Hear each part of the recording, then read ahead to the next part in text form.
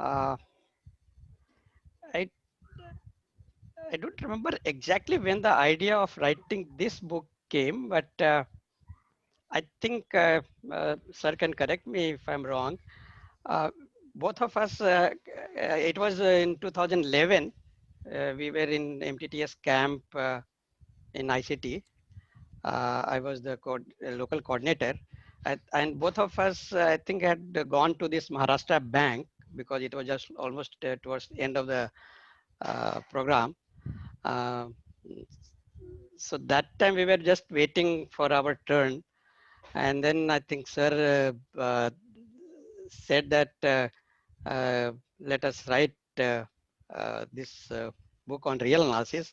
And I must say that I was over the moon. As I said, I mean, co-authoring book with Professor Kumresan itself is an honor. So that is when this idea came. In fact, that year I was teaching real analysis, and prior to that also I had taught. And of course, I have grown as a student learning real analysis from Professor Kumresan right from my first year MSc days. So, and by then uh, also he had this problem course in analysis for almost all the chapters that is there. And apart from that, uh, several lecture notes was part of exploratory article on real analysis. So we really had a good backup what should go inside this book. And also, I think by the 10, I mean, real analysis, as you know, there are several books available. And I think one of the book that were distributed in MTTS for last uh, few years before this book came out was Bartle and Sherwood. That certainly is a good, definitely a good book. But the way we do real analysis, the way sir approaches real analysis in MTTS is entirely different. So we thought it is definitely a good idea to have this first course in real analysis book.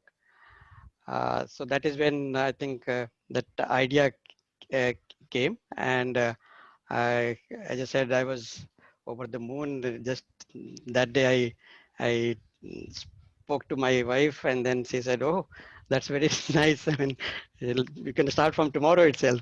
In fact, even now, she keeps pushing me to take up several of these things. But yeah, uh, and during uh, this assignment, I made several visits to University of Hyderabad, and in fact, once I stayed with sir in his house, and he used to cook food for me. We used to discuss and do all these corrections, etc. And at that time, he has also, I think, visited a couple of times to Mumbai, and we had a lot of fruitful discussions. And yeah, so I think I was really thrilled and very happy that this book came. Quickly remember what Ajit said in Banga Maharashtra episode. After he said only I remembered, yes. And what he forgot to say was by then there was already an outline of real analysis course about 80 page or 90 page, okay, which the proofs were in outline. So there was a kind of a complete blueprint for us. The only thing you have to write it as a textbook. That's the thing. And as he said, the way I look at real analysis was completely different, which was for me LEB as the basic thing. And also I wanted to teach because in all there are a lot of good books, no doubt about that. But the point of thing is there are very clear and well written books, but they don't try to make students, in my opinion at least, okay, uh, other authors should pardon me, to make them think that estimate is an integral part of analysis. So you have to kind of slowly train the student to think, when I want to prove certain result, most often I have to estimate something. I have to, that means some kind of inequalities have to come. How to go about doing that. So that was our primary aim in the book. And I think which we had achieved. Now many students who grew up analysis on our books or our MTTS, no, any theorem means, okay, what is that I have to estimate? How do I go about? How to simplify that expression to get a easier estimate? Or what kind of thing, Archimedean property, how it comes. All these things are very beautifully explained. And I think the best thing for me in that way was one review by one author, an American author, and I think American Mathematical Monthly, is that in the last time I reviewed a book on real analysis about 2 years ago before our thing. And this is enough. I think people should stop writing real analysis book because there is nothing new anymore. Okay. Then when this came, I said, "Oh, yet another book." Then he said that it has something new. Okay, I think it's better to read that anyway. So I'm very happy about that. And another thing which I was very conscious about is now everywhere, in fact, even in recent meetings, people want to introduce metric spaces too early. Okay, just because then you should start with them talking about group operation, group theory in fourth standard perhaps. Okay, because when students say I'm cancelling, what you are doing? A plus B equal to A plus C, then I get B equal to C. You simply say I cancel A. But by group theory, I can explain. What you are doing is I'm adding additive inverse of A to both sides and then do that. Why don't you teach that way? So the same thing, just because something unifies or explains, you should not do it. Okay.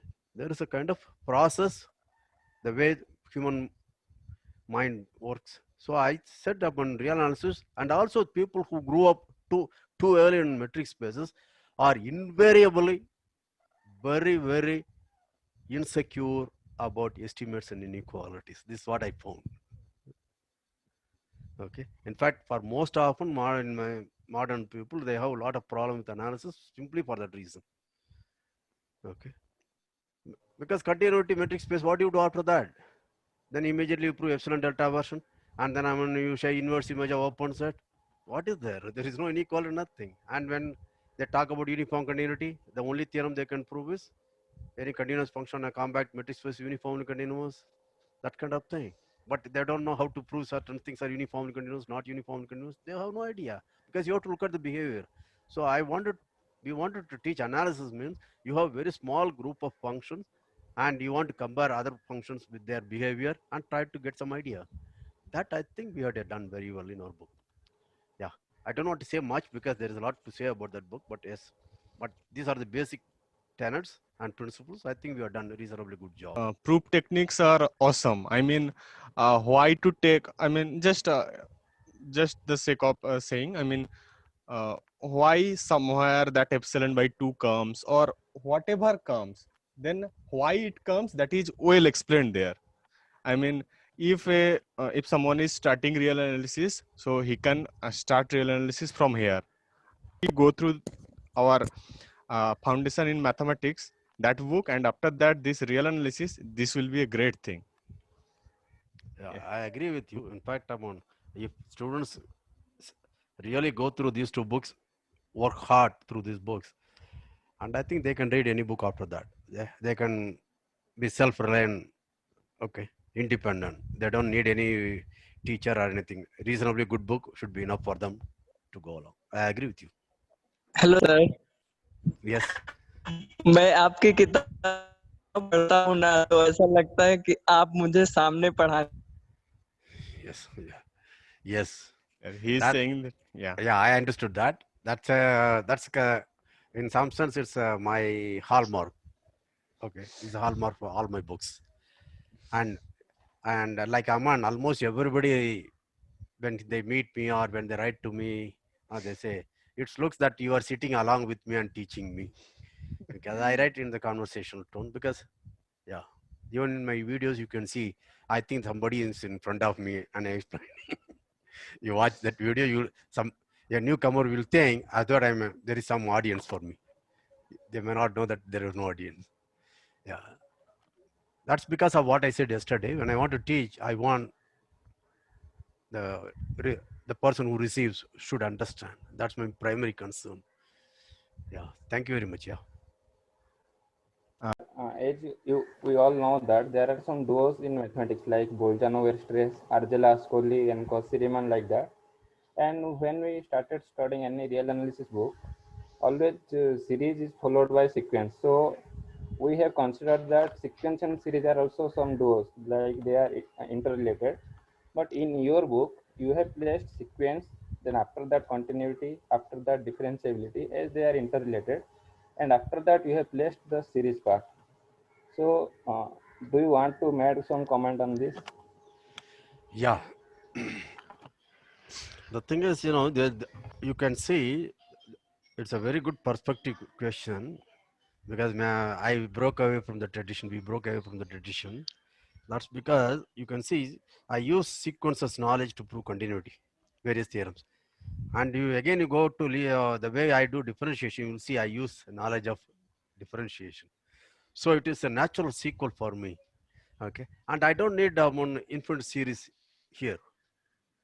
All right. In fact, the reason why I did infinite series later was, see, the integration is some kind of continuous process of summation, right? That's why even the integral sum was yes, and summation sum was sigma. That was also for yes.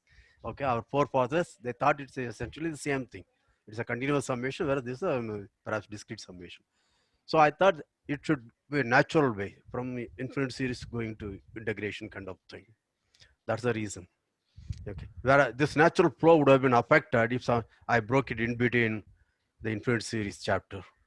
Okay, then you have to recall what was continuity, how we used it, how it's being used in differentiation, etc. That's the reason. Yeah, it's a very good question.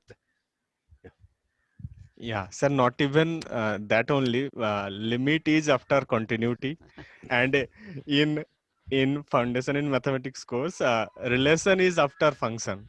Yes, right. Yeah. That's why I differ from formal thinking. As I said, even about analysis. For example, some textbooks wanted to start with the construction of real number system very rigorously. That's a way to drive away students. Even having it in the first chapter as an appendix, I think it's a crime. It should be appendix to the book, not to the first chapter, as some books. Okay. And all mathematics was done before that. All their theorems were proved before they actually constructed real number system in some sense, in a very concrete way. Okay, so the same thing. I mean, functions are very natural for students to understand rather than saying function is a special class of relation. Okay. See, this is because of too much of formal, I say algebraic thinking. When I say algebraic thinking, algebra should take offense that I'm trying to downplay their achievement. No. What I mean is something which is very formal, abstract way of thinking. I try to call it algebraic. Okay. So people try to put it should be this way. No, that's not the way mathematics grew. And it's easier to say something concrete and then go to abstract more later.